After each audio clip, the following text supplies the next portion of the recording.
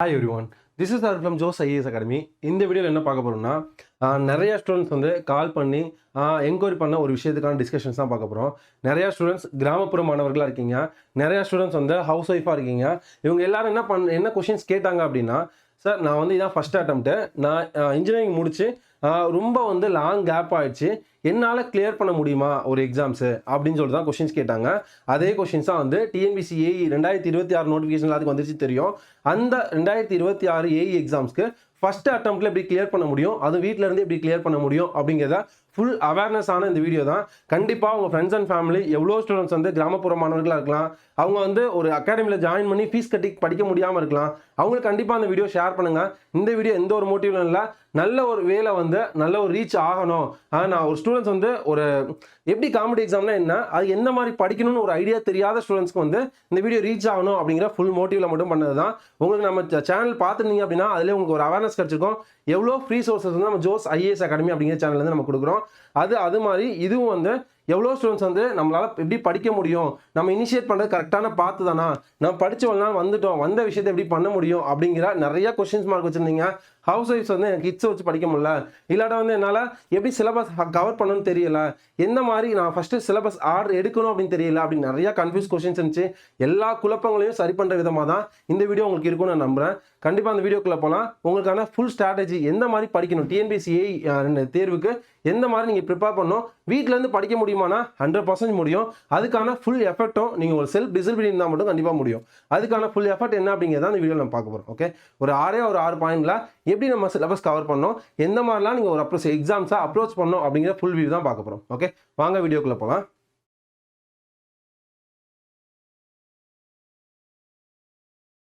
இன்னைக்கு நம்ம பார்க்க போகிற முக்கியமான பாயிண்ட்ஸ் அப்படின்னா, எந்த ஒரு காம்படிட்டிவ் எக்ஸாம்ஸ் நீங்கள் எடுத்தீங்க அப்படின்னாலும் இந்த 6 பாயிண்ட்ஸ் உங்களுக்கு தெரிஞ்சிச்சு அப்படின்னா அந்த காம்படிட்டிவ் எக்ஸாம் பற்றி உங்களுக்கு ஃபுல் ஐடியா வந்து தரவாக இருக்குது அப்படிங்கிற மீனிங் தான். ஓகே, ஃபஸ்ட்டு என்ன அப்படின்னா எக்ஸாம்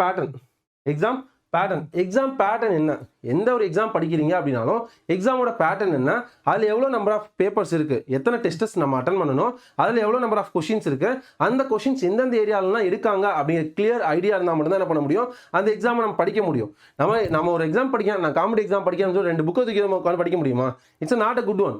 நம்ம என்ன அப்படின்னா ஒரு ஏஐ எக்ஸாம் நம்ம படிக்க போகிறோம். ஃபார் எக்ஸாம்பிள் இப்போ ஏஐ எக்ஸாம் தான் படிக்க போகிறோம்.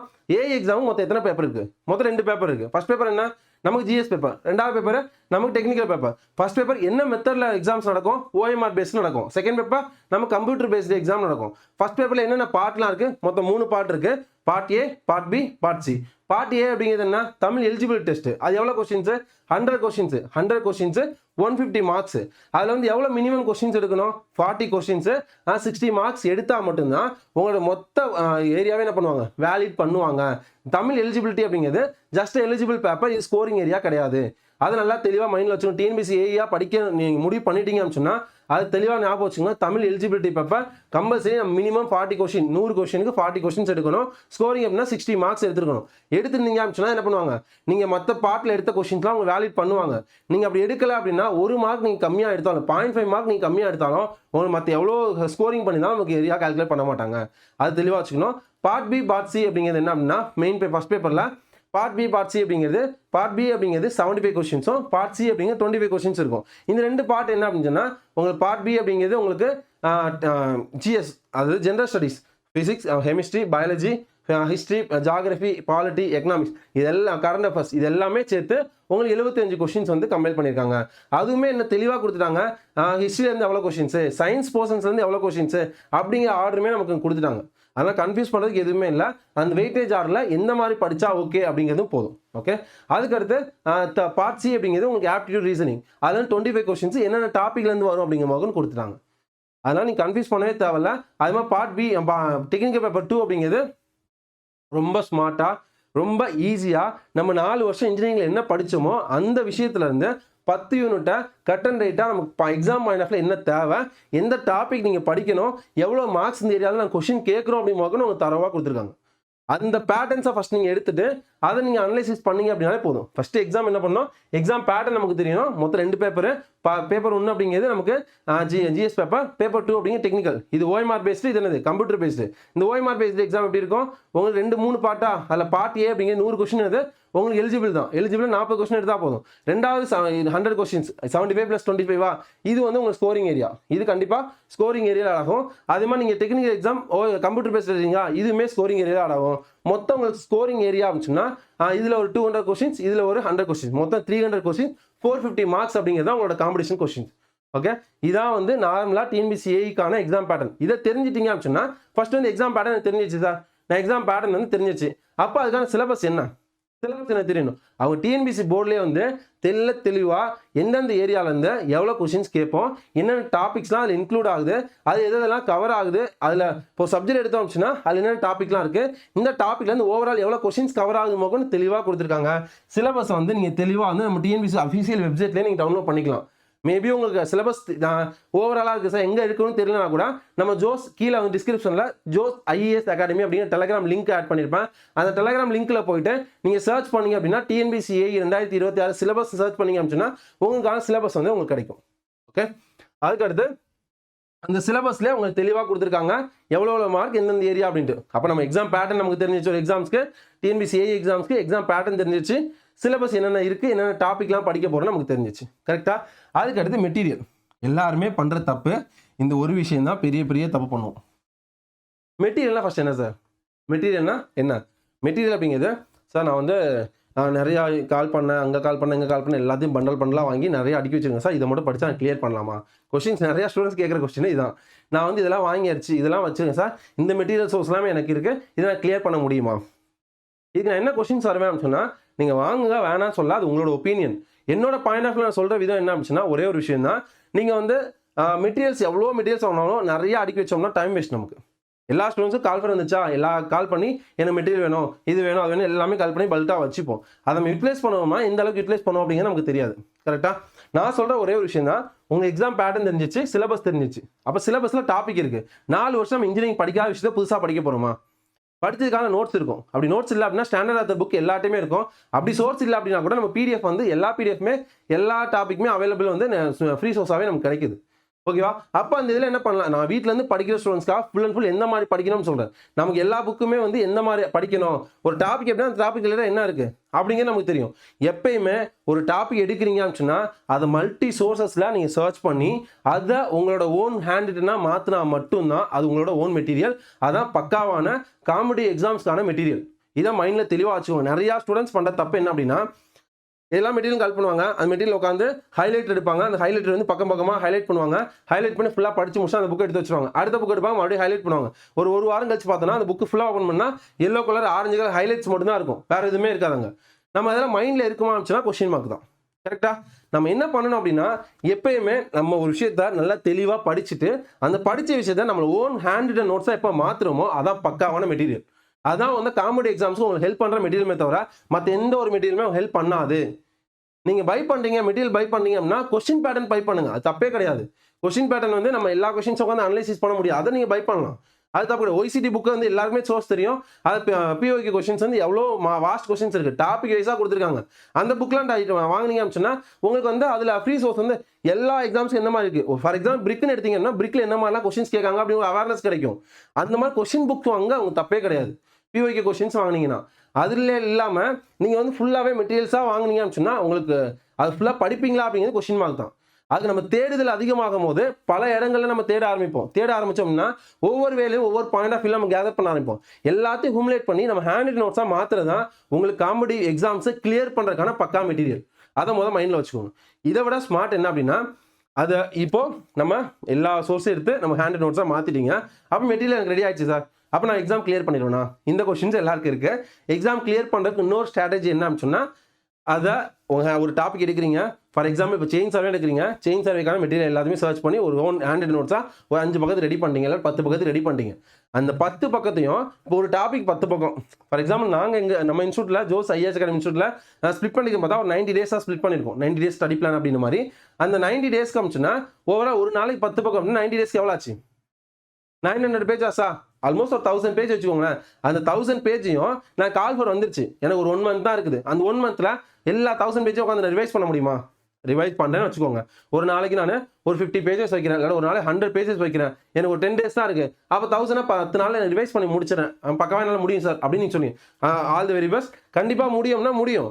ஆனால் இங்கே என்ன மிஸ்டேக் பண்ணுவீங்க அப்படிங்கிறத நான் சொல்கிறேன். எல்லாராலும் ரிவைஸ் பண்ணணும், ஹார்ட் ஒர்க் பண்ணணும். 24 hours நான் 22 hours ஸ்பெண்ட் பண்ணுவேன், இல்லை 4 hours ஸ்லீப் பண்ணுவேன், 20 hours நான் ஸ்பெண்ட் பண்ணி படிப்பேன். என்னால் அந்த ஃபுல் மெட்டீரியல் நான் ரிவைஸ் பண்ண முடியும் சொன்னா கண்டிப்பாக முடியும். அங்கே என்ன தப்பு பண்ணுவீங்க சொன்னா, நம்ம நோட்ஸை ரொட்டேட் பண்ணுவோம். ரொட்டேட் பண்ணும்போது என்ன டர்ன் பண்ணும்போது நம்ம எல்லா பாயிண்ட்ஸும் மைண்டில் இருக்குமா அப்படின்னா 900 பேஜில் உள்ள 900 எல்லா பாயிண்ட்ஸும் மைண்டில் இருக்குமானா இருக்காது. கரெக்டாக நம்ம படிக்கும் போது எல்லாமே ஒரே மென்டாலிட்டியில் இருக்காது. ஹியூமனோட நார்மல் கான்சன்ட்ரேஷன் பவரே 20 minutes தான் அப்படிங்கிறத நமக்கு என்னது சயின்டிஃபிக்காகவே ப்ரூவ் பண்ணியிருக்காங்க. 20 minutes மேலே ஒரு விஷயத்தை நம்ம பார்க்கும் போது நம்மளோட சின்ன சின்ன டிஸ்ட்ராக்ஷன் வந்து வர ஆரம்பிக்கும். அதனால என்ன பண்ணோம்னா, நீங்கள் ஃபுல்லாக வந்து அதை ஹேண்ட் நோட்ஸாக மாற்றுறீங்க. அந்த ஹேண்ட் நோட்ஸை ஒரு பேஜுக்குள்ளே வர மாதிரி ஸ்மார்ட் நோட்ஸாக, அதாவது பிரெயின் சார்ட்டாக நீங்கள் மாற்றணும். நீங்கள் மாற்றுறீங்க அப்படின்னா ஒரு டாப்பிக்கு ஹேண்ட் நோட்ஸ் எடுத்துட்டேன், அந்த ஹேண்ட் நோட்ஸை பிரெயின் சார்ட்டாக மாற்றிட்டேன். இப்போ இந்த பக்காவாக முடிஞ்சா, அப்போ ஒரு டாபிக் பக்காவாக முடிஞ்சு. இதே மாதிரி 90 days ஃபாலோ பண்ணீங்க அப்படின்னா நீங்கள் கண்டிப்பாக 90 days அப்படிங்கிறது மினிமம் நீங்கள் 2 to 3 hours ஸ்பெண்ட் பண்ணுறதா சொல்கிறேன். அதிகமாக ஸ்பெண்ட் பண்ண முடியும் அப்படின்னா நீங்கள் 45 days 60 daysலேயே முடிக்க முடியும். எல்லா ஸ்டூடெண்ட் சொல்லுவாங்க, சார் 4 வருஷம் படிச்சதா எப்படி நான் 40 நாள் 50 நாளில் முடிக்க முடியும்? உங்களால் நினச்சா கண்டிப்பாக முடிக்க முடியும். 4 வருஷம் நீங்கள் படித்து முடிச்சிட்டீங்க, முடிச்சு வச்சது தான் மறுபடியும் படிக்க போகிறீங்க, புதுசாக எதுவும் எடுக்கலை. லாங் கேப் விழுந்துச்சு அப்படின்னாலும் அதை பார்க்கும் போது அது ரிலேட்டடாக சர்ச் பண்ணும் போது விஷயங்கள் நமக்கு மைண்டில் வர ஆரம்பிக்கும். கரெக்டாக புதுசாக நம்ம வந்து இன்ஜினியரிங் படிச்சிருக்கோம், நம்ம போய் டாக்டர் ஃபீல்டில் போயிட்டு அவங்க என்னெல்லாம் பண்ணுறாங்க, அந்த டெக்னிக்கல் டேர்ம்லாம் என்ன அப்படின்னா நம்ம கன்ஃபியூஸ் ஆகும். கரெக்டாக இப்போ சர்வேல வந்து என்ன சார் வெர்டிகல் ஆங்கிள்னா, ஹரிசாண்டல் ஆங்கிள்னா, லெவல் சர்ஃபேசஸ்னா என்ன, செயின்னா என்ன, காம்பஸ்னா என்ன, அப்புறம் செயினில் வந்து எவ்வளோ லிங்க் இருக்குது, ஹேண்டில் வந்து என்ன இதில் இருக்கும், அது ரேஞ்சிங் ராட்னா என்ன, இந்த எல்லா டேர்மே நமக்கு தெரியும். அப்போ தெரிஞ்ச விஷயத்தை மறுபடியும் ரீகலெக்ட் தான் பண்ண போகிறோம். அதை ஸ்மார்ட்டாக வந்து என்ன பண்ணலாம், பக்கா பிளான் இருந்துச்சு அப்படின்னா படிக்க முடியும். அதனால் நீ மெட்டீரியல் அப்படிங்கிறது உங்கள் ஸ்டடி பண்ணி அதை உங்கள் ஸ்டாண்டர்ட் ஆஃப் புக்ஸ் இருந்துச்சு, இல்லை உங்கள் நோட்ஸ் இருந்துச்சு அப்படின்னா, இல்லை எவ்வளோ ஃப்ரீ சோர்ஸஸ் நம்ம டெலகிராம் குரூப்லேயுமே நம்ம போட்டிருக்கோம். OECD புக் PDF உங்களால் பை பண்ண முடியல அப்படின்னா கூட நீங்கள் PDF வந்து நம்ம டெலகிராம் குரூப்லேயே இருக்குது ஓப்பன் சோர்ஸில். அதே மாதிரி நிறையா எவ்வளோ நல்ல உள்ளங்க கொண்ட ஸ்டூடெண்ட்ஸ் வந்து எக்ஸாம் கிளியர் பண்ண ஸ்டூடெண்ட்ஸு அவங்களோட ஓன் ஹேண்ட் ரிட்டன் நோட்ஸை ஃபுல்லாகவே ஸ்கேன் பண்ணி ஃப்ரீ சோர்ஸாகவே எல்லாருக்குமே ஷேர் பண்ணியிருக்காங்க. அதையுமே நீங்கள் யூஸ் பண்ணிட்டு எப்படிலாம் யூஸ் அதுவுமே நம்ம டெலகிராம் குரூப்பில் ஷேர் பண்ணியிருக்கோம். நீங்கள் அதையுமே யூஸ் பண்ணிட்டு எந்த சப்ஜெக்ட்ஸ் எந்த மாதிரி இருக்குது அப்படிங்கிற அப்ரோச் நீங்கள் பண்ணலாம். ஆனால் எந்த ஒரு கன்ஃபியூஷன்ஸுமே வேணாம். நீங்கள் தாராளமாக வந்து நீங்கள் ஃபஸ்ட்டு ஒரு மெட்டீரியல் எடுக்கிறீங்க, அதை ஃபுல்லாக ரெஃபர் பண்ணுறீங்க, அதை உங்களோட ஓன் ஹேண்ட் ரிட்டனாக மாற்றினா மட்டும்தான் மைண்டில் தெளிவாக நிற்கும். ஹேண்ட் ரிட்டனாக மாறிடுச்சு அப்படின்னா அதை புரிஞ்சு நீங்கள் எழுதிட்டீங்க. அப்போ எழுதுனதை மறுபடியும் ரிவிஷன் சார்ட்டாக மாற்றுறீங்க, பிரெயின் சார்ட்டாக மாற்றுறீங்க. அந்த பிரெயின் சார்ட்டாக மாற்றும் போது ஃபைனல் ரிவிஷனுக்கு உங்களுக்கு யூஸ்ஃபுல்லாக இருக்கும். இதான்ப்பா மெட்டீரியலில் நீங்கள் பண்ணுற தப்பு, எது பண்ணக்கூடாது, எது பண்ணணும் அப்படிங்கிறத நான் சொன்னேன். ஓகேவா? ஃபஸ்ட்டு எக்ஸாம் பேட்டர்ன் தெரிஞ்சிச்சு, சிலபஸ் வந்து எங்கேருந்து எடுக்கணும்னு தெரிஞ்சாச்சு, மெட்டீரியல் எப்படி கலெக்ட் பண்ணணும்னு தெரிஞ்சாச்சு. அதுக்கடுத்து ஸ்டடி மெத்தட். நான் வந்து 3 வருஷமாக எக்ஸாம் படிக்கிறேன், 5 வருஷமாக எக்ஸாம் படிக்கிறேன், 6 வருஷமாக எக்ஸாம் படிக்கிறேன், என்னால் ஏன் பாஸ் ஆக முடியல? எல்லாருக்குமே பெரிய கொஷின் மார்க் இது ஒன்று. ஏன் என்னால் பாஸ் ஆக முடியல? ஒரு சிலர் வந்து ஒரு அட்டம்ப்ட்லேயே கிளியர் பண்ணி போவாங்க. இதெல்லாம் வந்து அவங்களோட லக்கு அதனால தான் பாஸ் ஆகிட்டாங்க. எனக்கு லக்கே இல்லை சார், நான் வந்து எவ்வளோ தான் ஹார்ட் ஒர்க் பண்ணாலும் படிக்க முடியல. இது ரொம்ப பெரிய தப்பான கொஷின். லக்கு இல்லை அப்படிங்கிறது ஒரு பக்கம் இருந்தாலும் எக்ஸாம் பாயிண்ட் ஆஃப் வியூவில் உங்களுக்கு இந்த வட்டம் வேகன்சி சிவிலுக்கு பார்த்தா 140 வேகன்சி போட்டுருக்காங்க. நமக்கு அப்ளை பண்ணுறதுன்னு பார்த்தா ஃபார் எக்ஸாம்பிள் ஒரு 1 லட்சம் பேர் அப்ளை பண்ணா வச்சுங்களேன், வெறும் 140 வேகன்சி தான். ஆனால் 1 லட்சம் பேர் அப்ளை பண்ண போகிறாங்க. அந்த 140 வேகன்சி யாரோ ஒருத்தர் வந்து கிளியர் தானே பண்ண போகிறாங்க. அப்போ யாரோ ஒருத்தர் எப்படி கிளியர் பண்ண முடியும்? அவங்க லக்கு இருக்கா? அப்போ அந்த 1 லட்சம் பேர் அந்த 140 பேருக்கு தான் லக்கு இருக்கா? மற்றவங்க லக்கு இல்லையா? அவங்களோட ஹார்ட் ஒர்க் பண்ணுற விதம், அவங்களோட ஸ்மார்ட் ஒர்க் பண்ணுற விதம், அவங்களோட ஸ்டடி ஸ்ட்ராட்டஜி எந்த மாதிரி படிக்கிறோமோ. இப்போ எல்லாருமே ஒரு ரன்னிங் ரேஸில் ஓடிக்கிட்டு இருக்கோம். ஒருத்தவங்களும் மற்றவங்க என்ன வித்தியாசம்? இப்போ அவங்கலேருந்து இவங்க டிஃப்ரெண்ட் ஆகி தெரிஞ்சால் மட்டும்தான் அவங்க சக்ஸஸ் பண்ண முடியும். கரெக்டாக? அப்போ நமக்கான டிஃப்ரென்ஸ் என்ன அப்படிங்கிற நான் ஃபைன் பண்ணணும். ஃபார் எக்ஸாம்பிள் நான் சொல்கிற விதம் என்ன சொன்னால், இப்போ ஒரு எக்ஸாம் படிக்கிறீங்க, படித்து முடிச்சதுக்கப்புறம் ரிவிஷன் சார்ட், பிரெயின் சார்ட் அப்படின்னு ஒன்று ட்ரா பண்ண சொன்னால், ஒரு டாபிக் செயின் சர்வே எடுத்தோம், உங்களுக்கு தெரியல அப்படின்னா அது எப்படி ட்ரா பண்ணணும் அப்படிங்கிறது கூட நான் உங்களுக்கு ஒரு PDF-ஆக உங்களுக்கு கீழே அட்டாச் பண்ணுறேன். இல்லை அப்படின்னா கீழே ஒரு வாட்ஸ்அப் குரூப் இருக்கும், அந்த குரூப்பில் நீங்கள் ஆட் ஆகிட்டீங்க அப்படின்னு சொன்னால் அதுக்கு அந்த PDF-ம் ஷேர் பண்ணுறேன். நீங்கள் வந்து பார்த்துக்கங்க எப்படி பிரெயின் சார்ட் போடணும், எந்த மாதிரி நீங்கள் அட்டன் பண்ணணும் அப்படிங்கிற கிளியர் ஐடியாவுமே உங்களுக்கு தரேன். ஓகே? அப்போ நம்ம மொத்தம் 90 நாள் தான். அப்போது ஃபுல்லாக ஒரு 4 நோட்டை வச்சு படிக்கிறதுக்கும் 90 ஷீட்ஸ் வச்சு படிக்கிறது நமக்கு எப்படி இருக்கும்? அப்போ 90 ஷீட் நம்ம கையில் இருக்குது. ஒரு ஷீட் ஒரு நாளைக்கு ஒரு 10 ஷீட் ரிலாக்ஸாக உட்காந்து படித்தா கூட காலையில் ஒரு 2 ஷீட்டு, ஒரு பிரேக்கில் ஒரு 2 ஷீட்டு, ஈவினிங் ஒரு 2 ஷீட்டு, நைட் ஒரு 2 ஷீட்டு, அந்த மாதிரி 5 ஸ்பிளிட்டாக படித்தா கூட 2 ஷீட் வந்து நீங்கள் ரிவைஸ் பண்ணுறதுக்கு மேக்ஸிமம் போனால் ஒரு 1 மணி நேரம். ஒரு நாளைக்கு ரிலாக்ஸாக படித்தா கூட அசால்ட்டாக படிச்சுட்டு போகலாம். அந்த மாதிரி நீங்கள் பிரெயின் சார்ட் ட்ரா பண்ணிட்டீங்க, ஒன்று ஹேண்ட் நோட்டாக மாற்றினீங்க, பிரெயின் சார்ட் ட்ரா பண்ணிட்டீங்க, அதை பக்காவாக ரிவைஸ் பண்ணால் மட்டும்தான் உங்களால் முடியும். இது ஒன்று. ரிவிஷன் பண்ணியாச்சு. ரிவிஷன் பண்ணதுக்கப்புறம் என்ன சார் பண்ணணும்? கண்டிப்பாக நீங்கள் என்ன எக்ஸாம்ஸ் படிக்கிறீங்க, ஜேடிஓ எக்ஸாமா, ஏஇ எக்ஸாமா, இல்லை டிஎன்பிஎஸ்சி எக்ஸாமா, என்ன எக்ஸாம் படிக்கிறீங்களோ அது ரிலேட்டான பிஓக்கு கொஷின்ஸ் அதுவுமே நம்ம டெலகிராம் குரூப்பில் அவைலபிளாக இருக்கும். நீங்கள் ஃபாலோ பண்ணி சப்ஸ்கிரைப் பண்ணீங்க அப்படின்னா அந்த இதெல்லாமே உங்களுக்கு கிடைக்கும். ஓகே, அந்த டெலகிராம் குரூப்பில் நீங்கள் வந்து என்ன அப்படின்னா பிஓக்கு கொஷின்ஸ் எந்த யூனிட் எந்த படிக்கிறீங்க, அப்போ அந்த யூனிட் ஃபுல்லாக முடிச்சிங்க. அப்போ பிஓக்கு கொஷின்ஸ் எல்லா எக்ஸாம்ஸும் ஒவ்வொரு பேட்டர்ன் மாறும். கரெக்டாக? அப்போ நம்ம எக்ஸாம் என்ன எக்ஸாம் படிக்கிறோம் அதுக்கான பிஓக்கு எந்த மாதிரி கேட்டிருக்காங்க அது ஒன்று பார்க்கணும். அப்போ அது மட்டும் பார்த்தா போதுமானா அதை விட கொஞ்சம் ஹை லெவலில் இருக்கிறதும் பார்த்துட்டீங்க அப்படின்னா உங்களுக்கு இந்த எக்ஸாம் அப்படிங்கிறது ரொம்ப ஈஸியாக இருக்கும். ஃபார் எக்ஸாம்பிள் ஜேடிஓ படிக்கிறீங்க அப்படின்னா ஜேடிஓ பிஓக்கு மட்டும் பார்த்தா போதுமானா போதாது.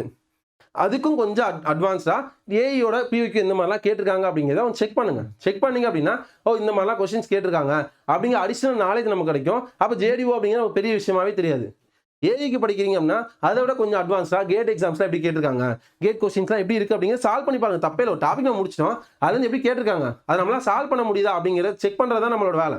அதை செக் பண்ணி நம்ம சால்வ் பண்ண முடியல அப்படின்னு சொன்னால் அப்போ எந்த இடத்துல நம்ம லேக் ஆகிறோம் அப்படிங்கிறத அனலைசிஸ் பண்ணும். உங்களோட செல்ஃப் அனலைசிஸ் மட்டும்தான் இதில் இம்பார்ட்டன்ட். ஸ்டடி ஸ்ட்ராட்டஜியை பொறுத்தளவு மெட்டீரியல் ரெடி பண்ணிட்டீங்க, அது பிரெயின் சார்ட்டாக மாற்றிட்டீங்க, பிரெயின் சார்ட் முடிச்சக்கப்புறம் ரிவைஸ் பக்காவாக பண்ணிட்டீங்க. பண்ணி முடிச்சக்கப்புறம் கம்பல்சரி என்ன பண்ணோம் அப்படின்னா என்ன பண்ணோம், பிஓக்கு கொஸ்டின் சால்வ் பண்ணி பார்க்கணும். சால்வ் பண்ணி பார்த்தீங்க அப்படின்னா எந்த இடத்துல நம்ம தப்பு பண்ணுறோம், எங்கே தப்பு பண்ணலை, எந்த மாதிரி கொஸ்டின் கேட்காங்க, எதனால் நமக்கு ஆன்சர் பண்ண முடியல அப்படிங்கிற எல்லா கொஸ்டின்ஸுமே உங்களுக்கு ஆன்சர் கிடைக்கும். அது ரெக்டிஃபை பண்ணிட்டீங்க அப்படின்னாலே போதும். ஓகே, அதுக்கடுத்து ஃபைனல் ரிவிஷன். ஃபைனல் ரிவிஷன் அப்படிங்கிறது வேறு எதுவுமே இல்லை. நம்ம பிரெயின் சார்ட் ரெடி பண்ணியாச்சு. அந்த பிரெயின் சார்ட்டை வச்சு ஒரு நாளைக்கு செக்ரிகேட் பண்ணி பக்காவாக ஸ்டடி பிளான் போட்டு நம்ம ரெடி பண்ண. ஸ்டடி பிளான் அப்படின்னா 90 நாளுக்கு 80 நாளுக்கு 70 நாளுக்கு எதுவுமே தேவையில்லை. நீங்கள் நம்ம குரூப்பை ஃபாலோ பண்ணுங்கள். டெய்லி நீங்கள் என்ன பண்ணணும் அப்படிங்கிற உங்கள் ஸ்டடி பிளான்மே நான் உங்களுக்கு ஷேர் பண்ணிடுறேன். ஒரு நாளைக்கு நீங்கள் ருட்டீனாக என்ன ஒர்க்லாம் பண்ணணும், மார்னிங் எத்தனை மணிக்கு எந்திக்கணும், வாட்ஸ்அப் குரூப் இருக்கும் அது நீங்கள் ஆட் ஆகுங்க. அதில் ஆட் ஆகிட்டீங்க அப்படின்னா அதில் மார்னிங் எத்தனை மணிக்கு எந்திக்கணும், எதுலேருந்து எதெல்லாம் படிக்கணும் அப்படிங்கிற உங்கள் ஃபுல் ஐடியாவே நான் உங்களுக்கு தரேன். இது நான் உங்களுக்காக என்னோட ஓன் எஃபர்ட்டில் ஃப்ரீயாக பண்ணுற ஒரு விஷயம் தான். அது நீங்கள் எந்த அளவுக்கு எஃபெக்டிவாக யூஸ் பண்ணுங்க. எப்பயுமே ஒருத்தர் ஃப்ரீயாக ஒரு சோர்ஸ் கிடச்சிச்சு அப்படின்னா ரொம்ப அசால்ட்டாக நம்ம நினைப்போம், இது எப்போனாலும் நம்ம பார்த்துக்கலாம்ல அப்படிங்கிற விஷயம் நமக்கு வரும். அந்த விஷயத்த நீங்கள் ஒதுக்கிட்டு இது என்னோட வாழ்க்கை, இது என்னோட கெரியர் அப்படிங்கிற ஃபுல் மோட்டிவில் நீங்கள் இறங்குனீங்க அப்படின்னா கண்டிப்பாக எக்ஸாம் கிளியர் பண்ண முடியும். அதே மாதிரி டெஸ்ட் பேட்ச்லாம் போடணுமா சார் அப்படின்னா கம்பல்சரி டெஸ்ட் பேட்ச் அப்படிங்கிறது நீங்கள் பே பண்ணி ஜாயின் பண்ணாலும் கூட நம்மகிட்ட பொறியாளன் ஃப்ரீ டெஸ்ட் பேட்ச் அப்படிங்கிற ஒன்றுமே இருக்குது. அது இப்போ தான் நான் பார்க்குறேன் சார். அதுக்கு முன்னாடி டெஸ்ட்டில் எப்படி அட்டன் பண்ணுறதுன்னா நம்ம ஜோஸ் ஐஏஎஸ் அகாடமி அப்படிங்கிற டெலகிராம் சேனலில் நம்ம கொஷின்ஸை வந்து with answer without answer schedule எல்லாமே வந்து 5 யூனிட் நம்ம கம்ப்ளீட் பண்ணிட்டோம். அந்த 5 யூனிட்டுக்கான ஸ்கெடியூலுமே போட்டிருக்கோம். நீங்கள் அதை எடுத்து ப்ராப்பராக நீங்கள் அட்டன் உங்களால் முடியலைங்கிற பட்சம் அதை எடுத்து நீங்கள் அட்டன் பண்ணாலே போதும். அதுவுமே சும்மா வேல்யூ இல்லாத கொஸ்டின்ஸ்லாம் எடுக்கல. எல்லாமே ஏஇல எந்த மாதிரி கேட்பாங்க, எந்த மாதிரி அப்ரோச் பண்ணாங்க ஃபுல் மோட்டிவ் தான் எடுத்திருக்கு. அதனால் தெளிவாக நீங்கள் இதை பாருங்கள். இந்த ஆர்டரில் நீங்கள் போனீங்க அப்படின்னா கண்டிப்பாக எக்ஸாம் கிளியர் பண்ண முடியும். ஓகே, ஃபஸ்ட்டு நம்ம பேட்டர்ன் பார்த்தாச்சு, சிலபஸ் படித்தாச்சு, மெட்டீரியல் எப்படி கலெக்ட் பண்ணணும் தெரிஞ்சிச்சு. அதுக்கப்புறம் வந்து ஸ்டடி மெத்தட் வந்து எப்படி, ஸ்டடி ஸ்ட்ராட்டஜி எப்படி ஃபாலோ பண்ணணும், அதுக்கப்புறம் ஃபைனல் ரிவிஷன்ஸ் எப்படி பண்ணணும். ஃபைனலாக வந்து டெஸ்ட் போட்டிங்க அப்படின்னா எல்லோரும் என்ன தப்பு பண்ணுவீங்க, 200 மார்க் கொஸ்டின். அதுமாதிரி நிறைய ஸ்டூடெண்ட்ஸ் வந்து சார் சிகரம் டெஸ்ட் பேட்ச் போட்டிருக்கீங்க, அதில் வந்து நம்பர் ஆஃப் கொஸ்டின்ஸ் கம்மியாக இருக்குது, அதனால் நீங்கள் ஜாயின் பண்ண வில்லிங் இல்லை. நீங்கள் ஜாயின் பண்ண அவசியமே கிடையாது. இது என்ன சொல்கிறேன் அப்படின்னா நம்பர் ஆஃப் கொஸ்டின்ஸ் வந்து நான் 1000 கொஸ்டின் கூட என்னால் கொடுக்க முடியும்.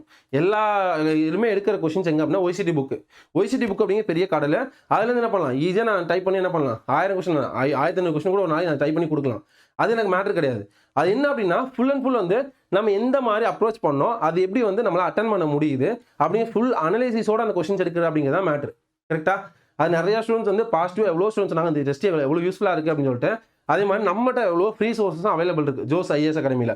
அது மாதிரி டெஸ்ட் பேட்ச் என்ன அப்படின்னா நீங்கள் அட்டன் பண்ணிட்டீங்க, அட்டன் பண்ணதுக்கப்புறம் இப்போ ஒரு 25 கொஸ்டின் டெஸ்ட்டு, 25 ஒரு டாபிக் டெஸ்ட்டு, அதில் 20 கொஸ்டின் உங்களுக்கு கரெக்ட், 5 கொஸ்டின் தப்பு. நீங்கள் என்ன பண்ணுவீங்க அப்படிங்கிறத கமெண்ட்டில் மென்ஷன் பண்ணுங்கள். நீங்கள் என்ன பண்ணுவீங்க அப்படிங்கிற கமெண்ட்டில் மென்ஷன் பண்ணுங்கள். நான் அதுக்கான சொல்யூஷன் சொல்கிறேன். ஃபஸ்ட்டு எல்லோரும் என்ன பண்ணுவோம் அப்படின்னா 20 மார்க் எடுத்தாச்சு, அப்போ 5 கொஸ்டின் தப்பு, இன்னும் நல்லா ஹார்ட் ஒர்க் பண்ணணும், அடுத்த எக்ஸாம் படிக்க போகணும் அப்படின்னு ஓட ஆரம்பிச்சோம் ஒரு கேட்டகரி. இன்னொன்று என்ன பண்ணுவாங்கன்னா அப்போ அந்த 5 கொஸ்டின் என்ன தப்பு பண்ணியிருக்கோம் அப்படிங்கிறத நம்ம செக் பண்ணுவாங்க. இது செகண்ட் கேட்டகரி. தேர்ட் கேட்டகரி வந்து என்ன பண்ணணும் அப்படிங்கிற சொல்கிறேன். ஃபஸ்ட்டு எவ்வளோ கொஸ்டின் தப்பு கரெக்டாக அப்படிங்கிறத ஓரமாக வச்சுட்டு அந்த 25 கொஸ்டின்ஸும் எடுக்கணும். முதல் டெஸ்ட்டு முடிச்சக்கப்புறம் எடுத்து அந்த கொஸ்டின்ஸை புக்கில் எங்கே இருக்குது, நம்ம படித்த பாயிண்ட்டில் எங்கே இருக்குது அப்படிங்கிறத ஃபஸ்ட்டு அனலைசிஸ் பண்ணணும். அனலைசிஸ் பண்ணி அந்த இடத்துல நீங்கள் அதை மார்க் பண்ணி இதெல்லாம் கரெக்டு அப்படிங்கிறத அது ரிலேட்டடான அடிஷனல் பாயிண்ட்ஸ் எல்லாம் கேதர் பண்ணி எழுதி வச்சிங்க. அந்த மாதிரி ஆர்டரில் படிக்க ஆரம்பிச்சிங்கன்னா கண்டிப்பாக அந்த எக்ஸாம் கிளியர். ஒரு இப்போ எக்ஸாம் நடக்குதுன்னா அந்த டோட்டல் கொஸ்டின்ஸும் நீங்கள் உங்களோட ஓன் மெட்டீரியலில் நீங்கள் ரெஃபர் பண்ணி அது ரிலேட்டடான பாயிண்ட்ஸ் எல்லாத்தையும் கொஸ்டின் பேப்பரில் எழுதி வைக்கணும். அப்படி எழுதி வச்சு படிக்க ஆரம்பிச்சிங்க அப்படின்னா கண்டிப்பாக எக்ஸாம் கிளியர்ப்பா. இந்த அட்டம்ப்டே கிளியர் பண்ணுவீங்க, வேணால் எழுதி வச்சுக்கோங்க. ஓகே, இந்த ஆர்டரில் படிச்சிங்க அப்படின்னா இதோட கண்டிப்பாக எக்ஸாம் கிளியர் பண்ண முடியும்.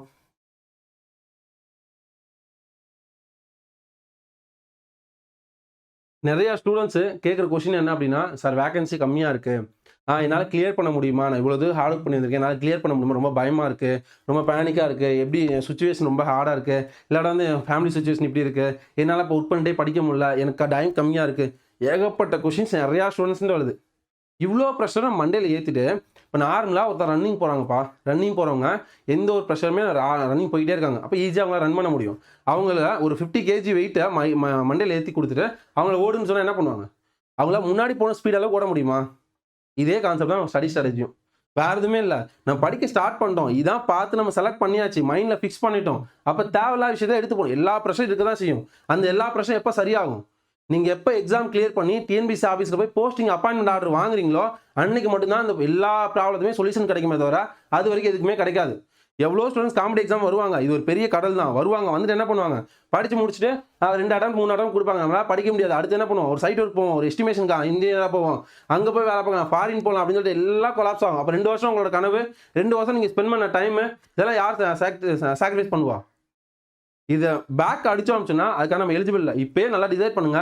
எக்ஸாம்னால கிளியர் பண்ண முடியும் மைண்ட்ல இருந்தீங்க அப்டின்னா கண்டிப்பா நீங்க கிளியர் பண்ணணும். அதுக்கான பாத் என்னன்னு பார்க்கணும். எப்படி ஸ்டடி பண்ணணும்னு பார்க்கணும். மத்தவங்களுக்கு நம்ம என்ன டிஃபரன்ஸ் அனலைசிஸ் பண்ணணும். ஃபுல்லா கரெக்ட்டா இருந்தீங்க அப்டின்னா கண்டிப்பா கிளியர் பண்ண முடியும். இத விட்டு நம்ம ஐயோ நான் இதுக்கு பயமா இருக்கு, அதுக்கு பயமா எல்லா பிரச்சனையும் எடுத்து மைண்ட்ல வச்சீங்க அப்டின்னா உங்களால எப்படி பீஸ்ஃபுல்லா படிக்க முடியும்? எப்படி எக்ஸாம் அட்டெண்ட் பண்ண முடியும்? அதனால தேவையில்ல ஏதாவது விஷயத்தை வைக்காம ஒரு போஸ்டிங் வந்தாலும் நம்மளோட காம்படிட்டர் சுத்தி இருக்கிற 1,00,000 பேர் கிடையாது. எல்லாருமே வந்து அதுக்கு ஒரு அனலைசிஸ் தருவாங்க. 1,00,000 பேர் எக்ஸாம் எழுதுறாங்க. ஒரு 50,000 பேர் தான் எஃபெக்டிவா படிச்சு எழுதுவாங்க. அந்த 50,000 பேர்லயும் ஒரு ஒரு 10,000 பேர் தான் என்ன பண்ணுவாங்க? ஒரு நல்ல ஒரு ஃபுல் ஃப்ளெட்ஜ்டா படிச்சிருப்பாங்க.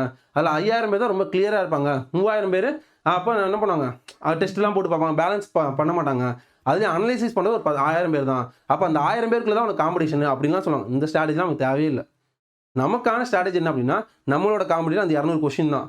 அந்த 200 சோல்ஜர்ஸ் இருக்காங்க. அந்த 200 சோல்ஜர்ஸையும் ஒவ்வொருத்தரும் எப்படி அடிச்சு நவட்டுறோம் அப்படிங்கிறது தான் நம்மள மேட்டர். அத மைண்ட்ல வச்சுட்டு, அது ஈஸியா நம்ம எந்த பிரஷரும் எதுவுமே மாறப்போறது கிடையாது. நம்ம பிரஷர் ஆகுறதுனால, டென்ஷன் ஆகுறதுனால எதுவுமே மாறப்போறது கிடையாது. நம்ம எல்லாத்தையும் தூக்கி ஓரமா வச்சுட்டு, அந்த 3 மணி நேரம் எப்படி எஃபெக்டிவா, பீஸ்ஃபுல்லா எப்படி பிரசன்ஸ் ஆஃப் மைண்ட்ல டெஸ்ட் அட்டெண்ட் பண்ண போறோம் அப்படிங்கிறத தெளிவா மைண்ட்ல ஏத்திட்டு நீங்க சால்வ் பண்ணீங்க அப்படின்னா, கண்டிப்பா எக்ஸாம் கிளியர் பண்ண முடியும். எந்த ஒரு பிரஷர் இல்லாம, எந்த ஒரு டென்ஷன் இல்லாம, யார் போய் ரிலாக்ஸா எக்ஸாம் எழுதுறாங்களோ அவங்க எக்ஸாம் கிளியர். எல்லா பிரஷர் எல்லாமே மைண்ட்ல வச்சீங்கன்னா, கரெக்ட்டான கொஸ்டின்ஸ் கூட உங்களுக்கு தப்பா தான் ஆன்சர் தெரியும். ஓகே. கண்டிப்பா உங்க ஃப்ரெண்ட்ஸ் அண்ட் ஃபேமிலி ரொம்ப படிக்க முடியாம வில்லேஜஸ்ல இருக்க அவேர்னஸே இல்லாத எவ்வளோ ஸ்டூடெண்ட்ஸ் இருக்காங்க. அவங்களுக்கும் இந்த வீடியோஸ் நீங்க ஷேர் பண்ணுங்க. நல்ல விதமா நம்ம எவ்வளோ விஷயங்கள் ஹெல்ப் பண்ணும்போது, அது ஏதோ வகையில நமக்கும் யூஸ்ஃபுல்லா இருக்கும். ஓகே. அது மாதிரி நிறைய ஹவுஸ் ஒய்ஃப் இருக்கீங்க. அதே மாதிரி நம்ம யூடியூப் சேனல்லையும் ஜோஸ் ஐஏஎஸ் அகாடமி அப்படிங்கிற நம்ம சோசியல் மீடியா சேனல்ல நிறைய ஃப்ரீ விஷயங்கள் ஃபாலோ பண்றோம். நம்ம 4 o'clock மார்னிங் 4 o'clock கிளாஸ்ல வந்து ஒரு சப்ஜெக்ட் முடிக்க போறோம். ஈவினிங் வந்து பிஒய்க்யூ செஷன் போகுது. அது மாதிரி ஃபார்முலா சீரிஸ் அப்படிங்கிற எஃபெக்டிவான செஷன் போது எல்லாரும் அதில் நீங்கள் பார்த்தீங்க அப்படின்னாலே அது எல்லா ஸ்டூடெண்ட்ஸுமே எஃபெக்டிவாக கமெண்ட் பண்ணியிருப்பாங்க. சார் இது எவ்வளோ தூரத்துக்கு ஒரு சப்ஜெக்டை ஈஸியாக அப்ரோச் பண்ண முடியுமா, எந்த அளவுக்கு ஈஸியாக படிக்க முடியும் அப்படிங்கிற ஒரு அவேர்னஸோட இருக்குது. அதனால ஃபுல்லாக நீங்கள் யூடியூப் ஃபாலோ பண்ணீங்க அப்படின்னாலே உங்களுக்கு தேவையான சோர்ஸஸ் எல்லாமே உங்களுக்கு கொடுத்துட்டே இருக்கும். அதை தாண்டி நீங்கள் எதுவுமே பார்க்க தேவையில்லை. அதே மாதிரி ஒரு 2 விஷயம் நான் கூட ஷேர் பண்ண நினச்சேன். ஒன்று என்ன அப்படின்னா, நீங்கள் வீட்டிலேருந்து படிக்கணும் அப்படின்னு நினைக்கிங்க. உங்களுக்கு ஒரு சப்ஜெக்ட் அவேர்னஸ் நமக்கு வேணும். கரெக்டாக? இதுக்கப்புறம் ஒரு 10 டேஸ் வந்து ஒரு ஃபுல் லைவ் அப்படின்னா ஒரு சப்ஜெக்டை எந்த ஆர்டரில் நீங்கள் படிக்கணும், அதுக்கான சிலபஸ் என்ன அப்படிங்கிறத பார்த்துட்டு ஒரு டாபிக் அந்த ஒரு டாப்பிக்கை நான் அப்ரோச் பண்ணி கொடுப்பேன். ஃபார் எக்ஸாம்பிள் இப்போ சர்வேன்னு எடுத்தோம் அப்படின்னா அதில் செயின் சர்வே இல்லாட்டி ஏதோ ஒரு டைப் ஆஃப் சர்வே, அது ஒரு சர்வே எடுத்து அது எப்படிலாம் படிக்கணும், எந்த ஆர்டரில் ஒரு சப்ஜெக்டை படிக்கணும், இப்போ அது எப்படி நீங்கள் ஃபைனல் பண்ணணும் அப்படின்னு ஃபுல் அவுட்லைன் வந்து ஒரு சப்ஜெக்ட்டுமே 10 யூனிட்டுக்குமே கொடுக்கலான்னு பிளான் பண்ணியிருக்கேன். அது உங்களுக்கு ஓகே சார் நான் வந்து ஃபாலோ பண்ணுறோம், இது எங்களுக்கு யூஸ்ஃபுல்லாக இருக்கும், நீங்கள் கொடுங்க, இது எங்களுக்கு எஃபெக்டிவாக இருக்கும் அப்படின்னா நீங்கள் கமெண்ட்ஸில் மென்ஷன் பண்ணுங்கள். கண்டிப்பாக உங்களோட டிசிஷன் பேஸ் பண்ணி தான் இவ்வளோ தூரத்துக்கு ஜோஸ் ஐஏஎஸ் அகாடமியோட ஃபேமிலியாக யூடியூப் ஃபேமிலியாக உங்கள்கிட்ட தான் வந்து எல்லா விஷயமே ஷேர் பண்ணியிருக்கேன். எவ்வளோ ஸ்ட்ரகிளில் இருந்தப்பையும் உங்களோட சப்போர்ட்ஸ் தான் வந்து அடுத்த லெவல் கொண்டு போச்சு. அதே மாதிரி இப்போயுமே உங்களோட தேவைகளை பொறுத்து தான் வந்து அடுத்து மூவ் பண்ணணும் அப்படின்னு நினைக்கிறேன். இப்போ நானா ஒரு டிசிஷன் எடுத்தேன், நானா மூவ் பண்ணுறது அப்படிங்கிறது இது கிடையாது. இது ஒரு குரூப், இது ஒரு ஃபேமிலி. அப்போ அந்த ஃபேமிலியில் மெம்பர்ஸில் எல்லாரும் டிஸ்கஸ் பண்ணுமா, அதே மாதிரி தான் உங்கள்கிட்ட டிஸ்கஸ் பண்ணுறேன். உங்களுக்கு என்ன தேவை அப்படிங்கிறத இதுவுமே 10 நாள் ஃபுல் லைவ். அந்த 10 நாளும் 10 யூனிட்லேருந்து ஒரு டாபிக் ஓவரால் சிலபஸ்னா அதில் ஒரு டாபிக். அப்போ அந்த டாபிக் எப்படி படிக்கிறீங்க, மற்ற எல்லா டாப்பிக்கும் உங்களால் படிக்க முடியும். இந்த மாதிரி அப்ரோச்சில் தான் வந்து ஃபுல்லாகவே கொண்டு போகலான்னு பிளான் பண்ணியிருக்கேன். அதே மாதிரி மார்னிங் வந்து 2 சப்ஜெக்ட் சூஸ் பண்ணியிருக்கீங்க, ஆர்சிசி அண்டு எஸ்ஓஎம். இந்த 2 சப்ஜெக்ட்டில் உங்களுக்கு எது ஃபெமிலியராக வேணும் அப்படிங்கிறதையும் சூஸ் பண்ணுங்கள். அதுக்கு ஏற்ற மாதிரி பிளான் பண்ணி கொண்டு போகலாம். ஓகே, ஆல் த பெஸ்ட்பா. இந்த வீடியோ கண்டிப்பாக யூஸ்ஃபுல்லாக இருந்து நம்புறேன். உங்களால் முடிஞ்சிச்சு அப்படின்னு சொன்னால், நீங்கள் சப்போர்ட் பண்ணணும்னு நினச்சிங்க அப்படின்னா உங்கள் ஃப்ரெண்ட்ஸ் அண்ட் ஃபேமிலிக்கு ஷேர் பண்ணுங்கள். முடிஞ்சது உங்களால் பாசிபிள் பிரச்சனை எதுவும் இல்லை அப்படின்னா நீங்கள் வாட்ஸ்அப் குரூப்பில் உங்கள் இன்ஸ்டா குரூப்பில் கூட நீங்கள் போடலாம். போட்டிங்க அப்படின்னா நிறைய ஸ்டூடெண்ட்ஸ்க்கு வந்து ஒரு அவேர்னஸ் கிடைக்கும், இந்த மாதிரி படிக்கணும், ஒரு எக்ஸாம் எப்படி அப்ரோச் பண்ணணும் அப்படிங்கிற ஐடியா கிடைக்கும். அதனால கண்டிப்பாக நமக்கும் பெனிஃபிட்ஸ் இருக்கும். ஓகே, நம்ம மற்றவங்க ஹெல்ப் பண்ணும்போது அந்த ஹெல்ப்புங்கிறது ஏதோ ஒரு வகையில் அவங்க தான் நமக்கு பண்ண அவசியம் கிடையாது, அது பேக்கில் ஏதோ ஒரு வகையில் நமக்கே வந்து யூஸ்ஃபுல்லாக வந்து இருக்கும். Okay, all the very best. இந்த 2026 ஏஇ எக்ஸாம் வந்து உங்களுக்கானது. வாழ்த்துக்கள்.